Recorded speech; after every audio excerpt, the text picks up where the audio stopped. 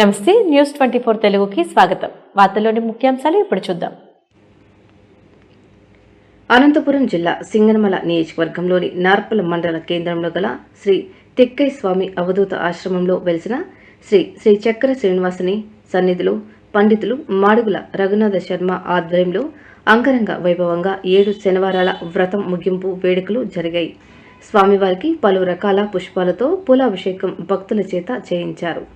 అనంతరం వ్రతం ఆచరించిన భక్తులు కలశాలతో పండితులు గ్రామోత్సవము నిర్వహించి స్వామివారికి కలశామృత అభిషేకం చేయించారు.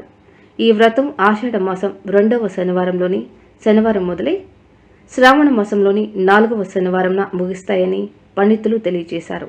7 శనివారాల వ్రతం ముగింపు వేడుకకు గూగూడు గ్రామానికి చెందిన కుళ్ళయ్య రెడ్డి అనే భక్తుడు స్వామివారికి 25 కేజీల పూలతో అభిషేకం చేయించగా పూజా కార్యక్రమాలకు విచ్చేసిన భక్తజన సందోహానికి అన్నదాన కార్యక్రమాన్ని ఏర్పాటు చేశారు.